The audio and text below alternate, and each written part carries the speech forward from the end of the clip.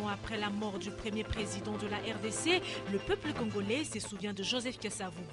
Pour le président de l'Alliance des socialistes et démocrates, cette journée devait être déclarée fériée. Durant 2 jours, les femmes vont échanger sur le leadership dans les entreprises pour l'émergence et la cohésion nationale. Ces séminaires se déroulent à Notre-Dame de Fatima. Antenne A, le journal, Dieu merci Nzob, Mabiala.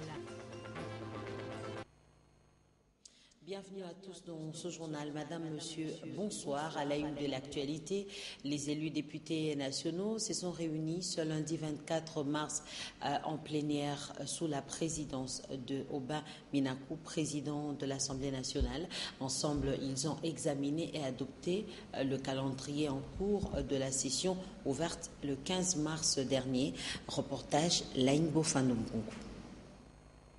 Adopté le vendredi 21 mars au Palais du Peuple par la conférence des présidents des groupes parlementaires, l'avant-projet du calendrier des travaux de la session ordinaire de mars 2014 a été soumis ce lundi 24 mars 2014 à l'examen et adoption au cours de la plénière de l'Assemblée nationale. En effet, ces documents soumis à l'appréciation des élus du peuple répondent 28 nouvelles matières. 27 d'entre elles proviennent du gouvernement.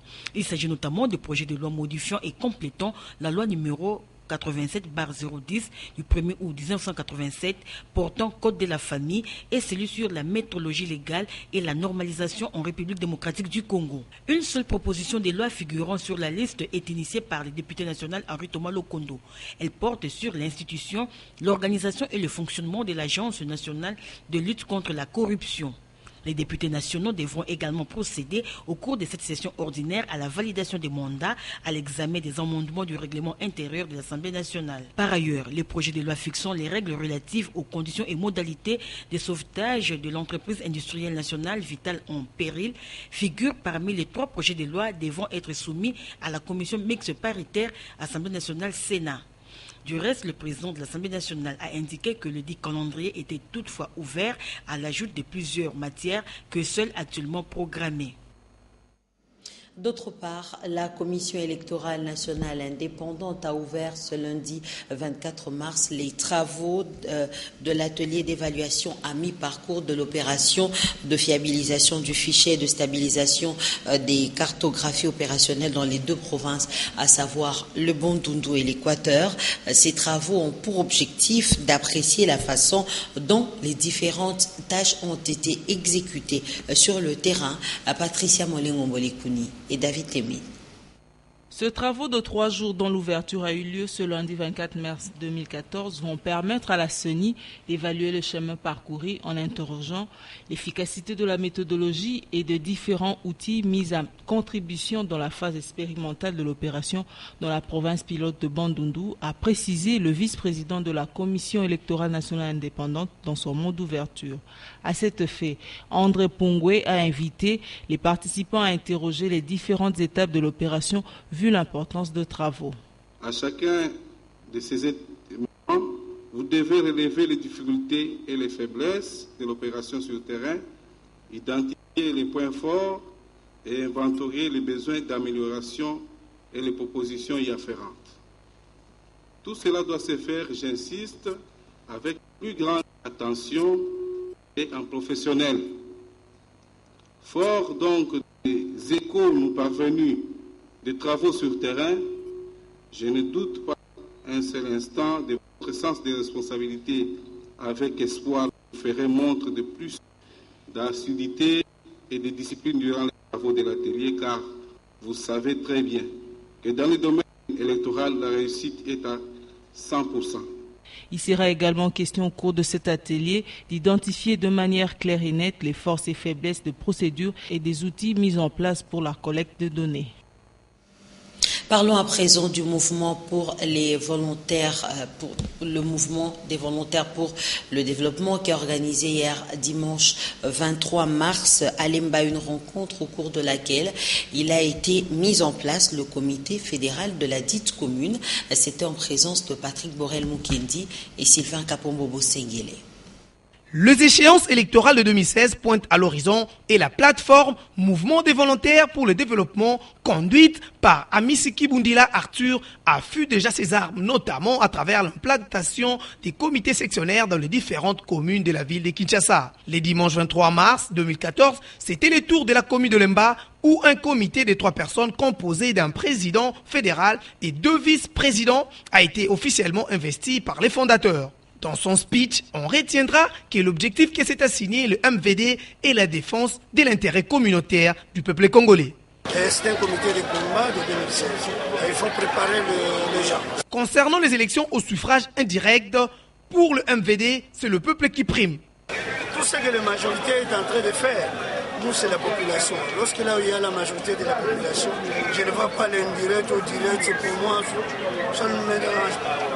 Après son investiture, Serge Bomouné, le numéro 1 du MVD Lemba, n'a eu que des mots de remerciement à l'endroit du comité national qui a comme secrétaire général Bokando Jules. Il a ensuite présenté à l'Assemblée ses collègues du comité directeur.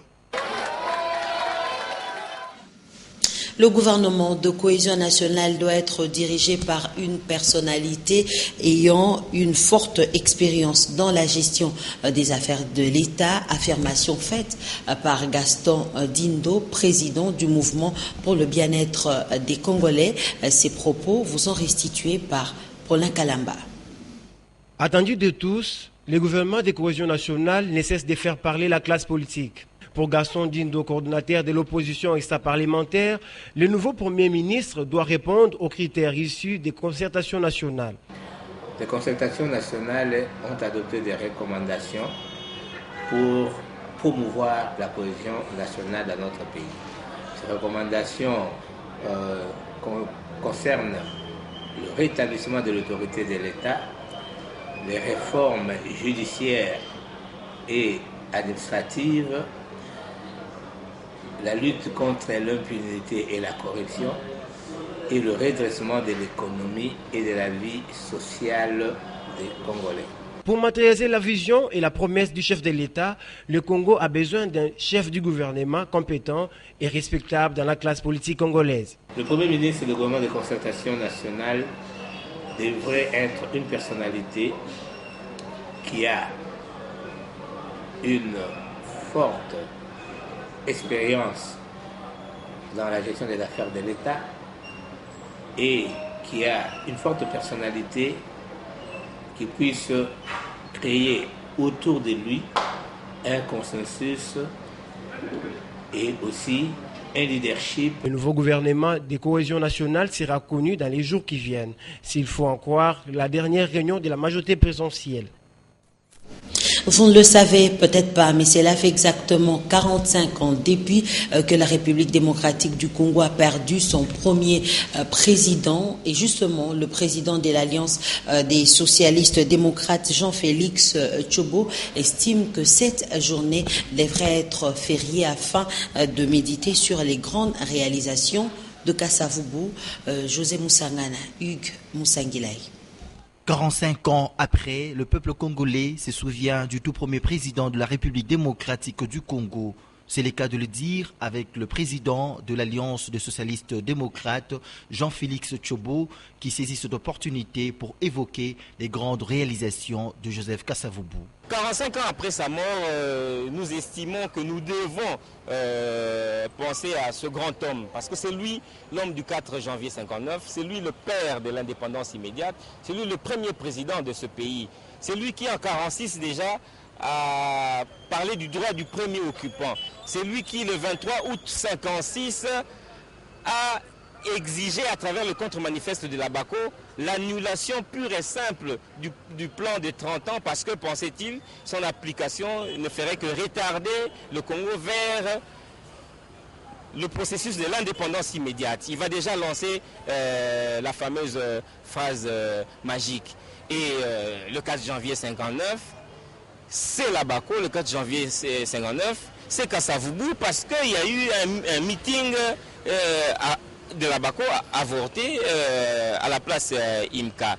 Et nous sommes tristes de constater chaque année le manque d'implication des autorités en place alors que nous commémorons avec faste les journées du 16 et 17 janvier. D'où cet appel aux autorités compétentes.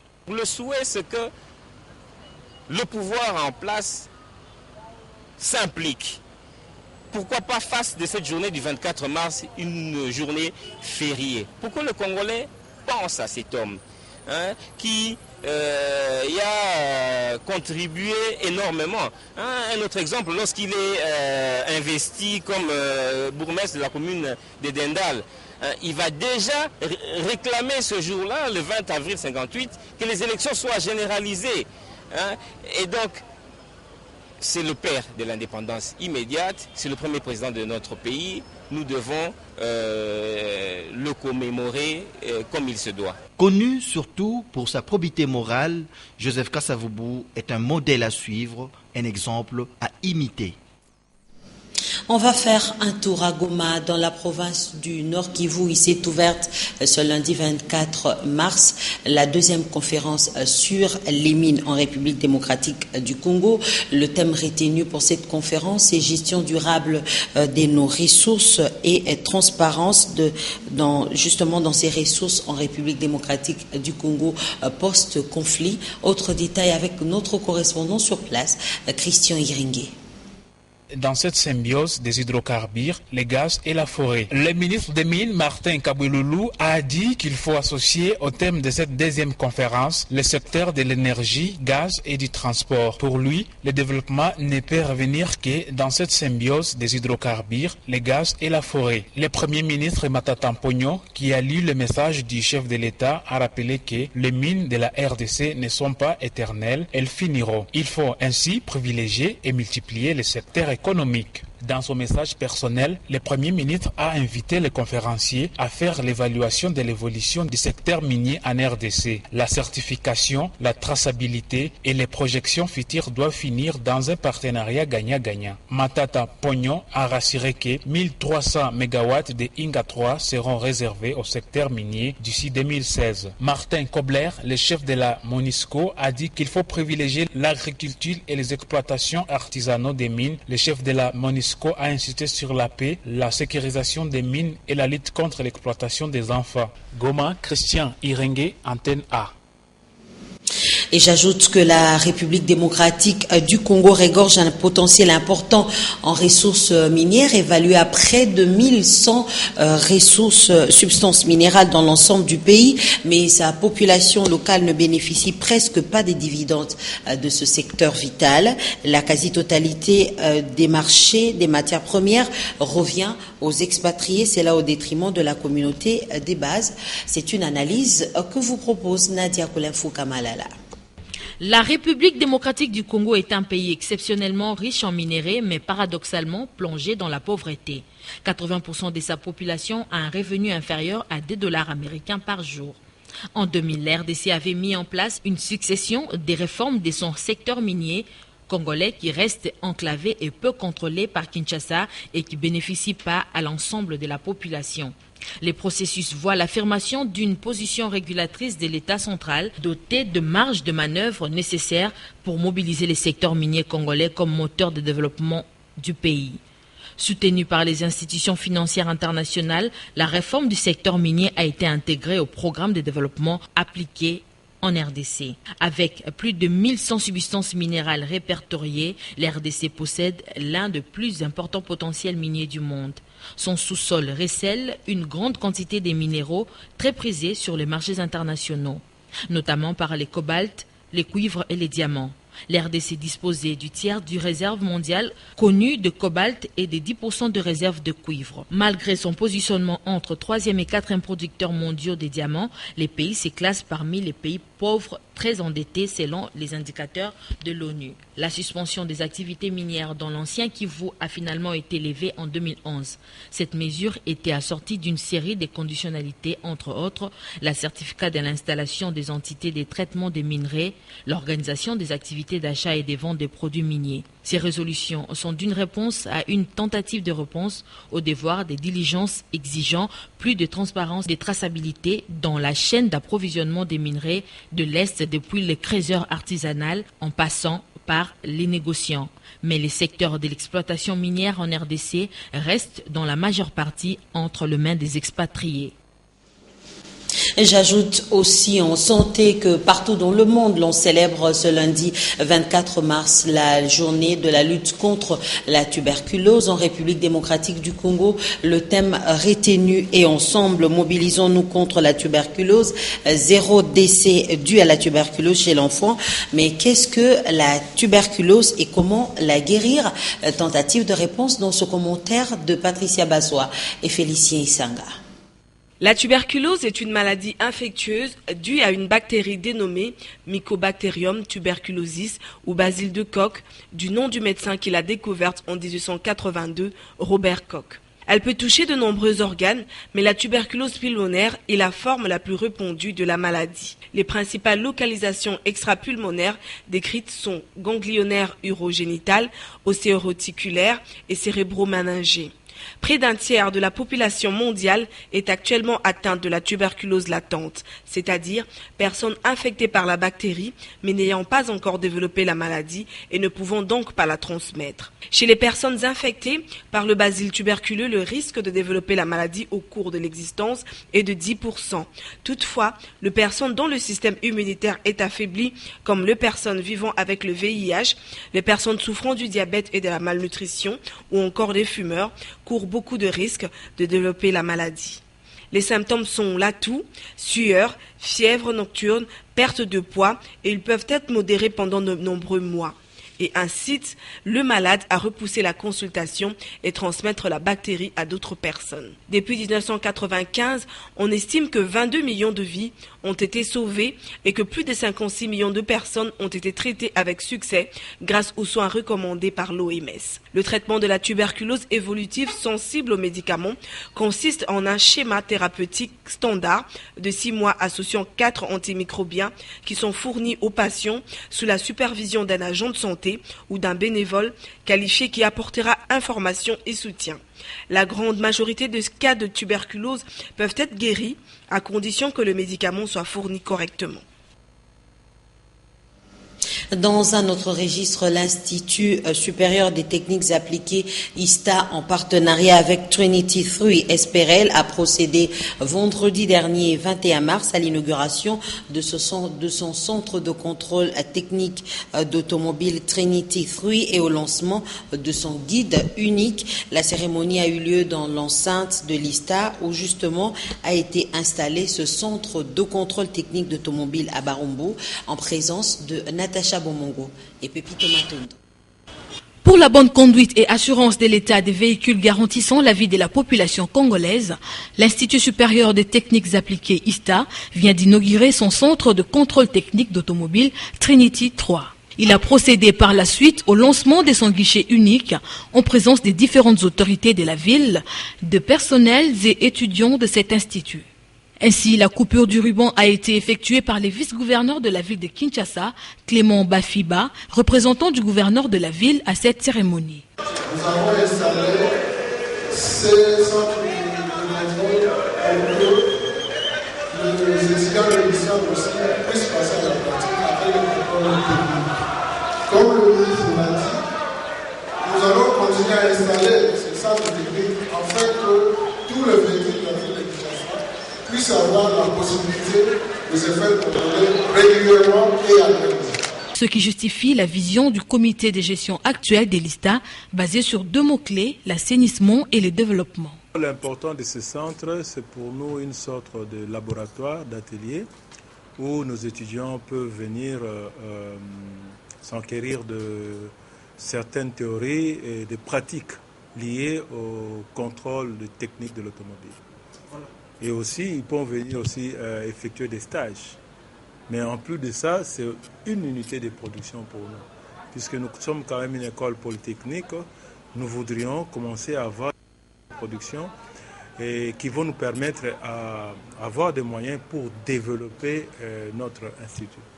Nous souhaiterions que le gouvernement puisse nous utiliser comme technique dans ce domaine-là. Chaque fois qu'il y a des projets d'électrification du milieu rural, que nous puissions être impliqués. Enfin, précisons pour dire que le partenariat ISTA et Trinity 3 Esperel se matérialise en ce jour et élargit le cercle de fréquentation de leur alma mater qui ne cesse de s'impliquer du jour au jour et de manière très pragmatique dans la révolution de la modernité initiée par les chefs de l'État.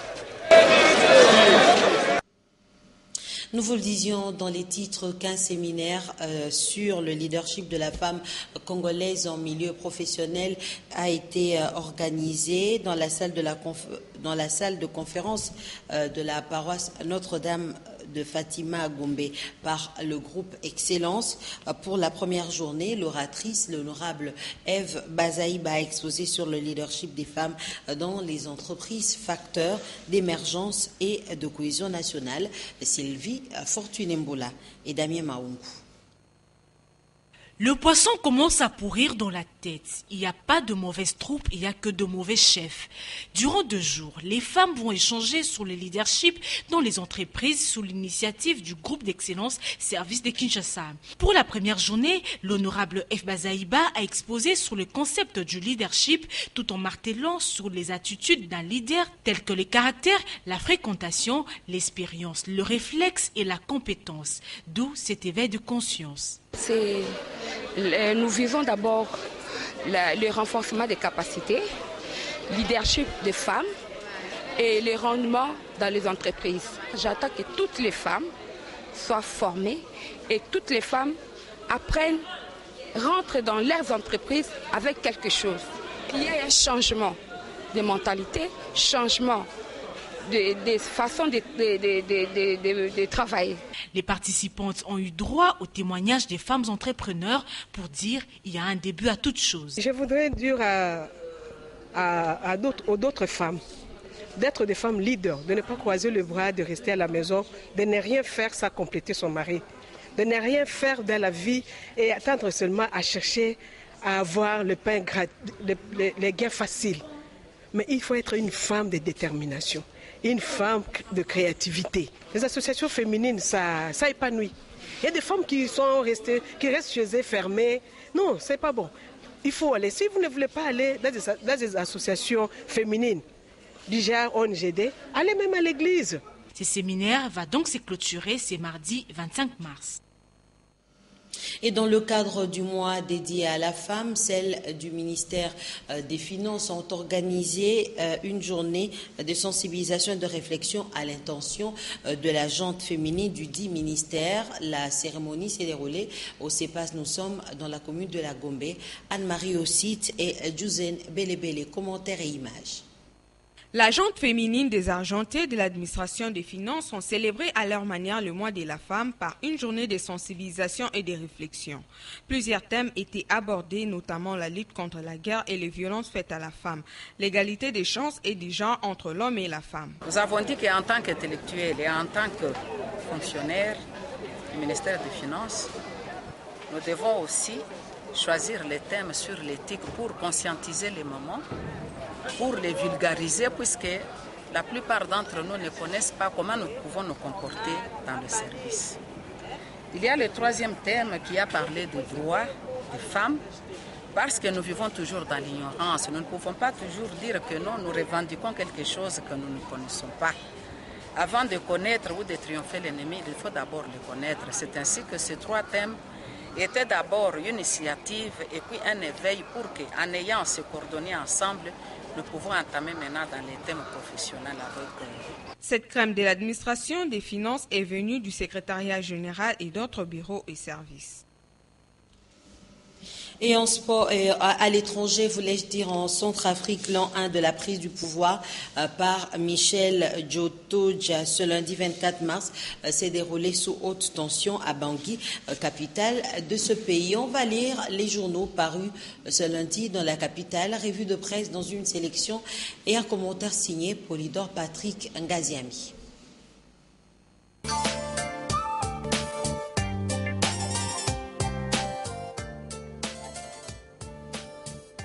Le débat est loin de taire ses trompettes au sujet de la modification de la Constitution.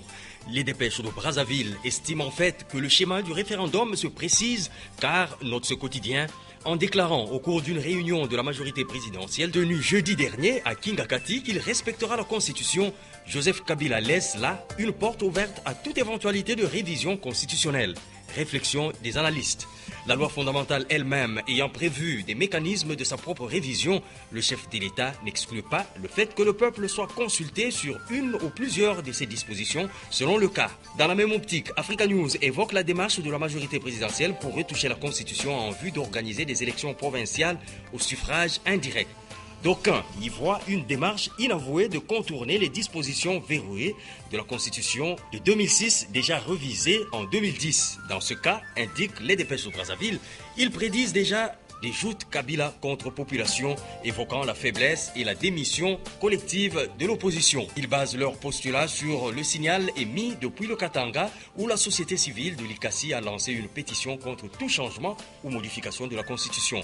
Pour le journal, Kabila est en proie à la défiance du peuple. Entre-temps, affiche la prospérité, l'heure est à la bataille de succession à la primature après Kingakati. La levée des boucliers est relancée. Résistera pas, s'interroge le confrère. En tout cas, Matata Pogno, lui, est là. À Kabila de juger et d'agir en vertu de son pouvoir discrétionnaire. Géopolis relève la rupture qu'il qualifie de dangereuse au sein de la classe politique après Kingakati. Rupture qui ouvre la porte aux radicaux. Illustration, à l'UDPS, Mme Marthe Tshisekedi qui monte au créneau et chasse le directeur de cabinet du président national du parti, son mari Étienne Tshisekedi, alors qu'il était considéré comme modéré. Signe que l'UDPS se ferme au dialogue politique.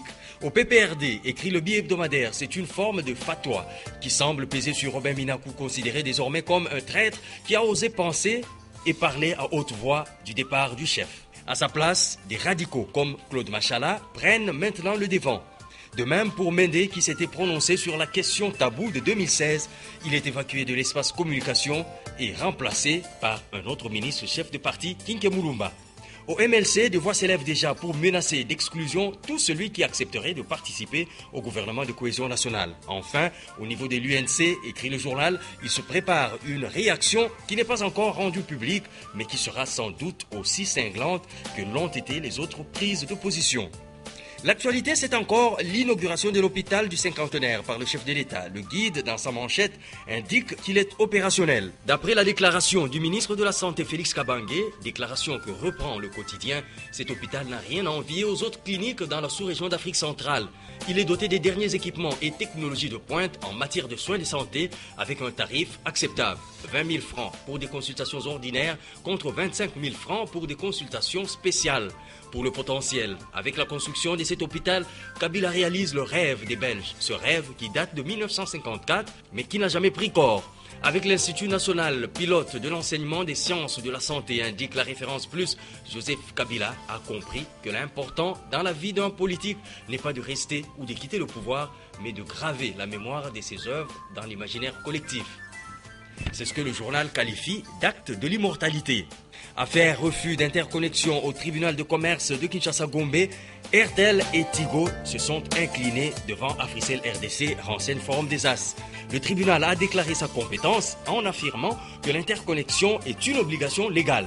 Pour les avocats du dernier né des télécommunications en RDC, Africell a donné une leçon d'éthique et de professionnalisme à ses aînés. Enfin, la République s'intéresse au sachet par le potentiel qui titre téléphonie mobile. Yosa Times Turns Pay près de 6 millions de dollars américains de redevance à la DGRAD. Elle avait obtenu sa licence en 2009, mais les fréquences qui lui avaient été attribuées avaient connu beaucoup de problèmes d'ordre judiciaire et technique, déterminés à installer à s'installer en RDC, à soutenir les 5 chantiers du chef de l'État, Joseph Kabila Kabange, dans le secteur économique et celui de la création des emplois. Les investisseurs de Yosma Time Turn n'ont pas baissé les bras. Au mois de janvier 2014, Yosma Time Turns a signé un acte d'engagement avec la Direction générale des recettes d'administration judiciaire, domaniale et de participation des GERAD sur les modalités de paiement des soldes de ces licences. C'est le jeudi 20 mars 2014 que la société a payé la première tranche de près de 6 millions de dollars américains au trésor public conformément à l'échéancier convenu. Et Yosma Time Turns tient à respecter ses engagements. Nous y reviendrons. Et c'est tout pour ce soir. Merci à vous tous qui nous avez suivis à partir de Brazzaville. Bonsoir.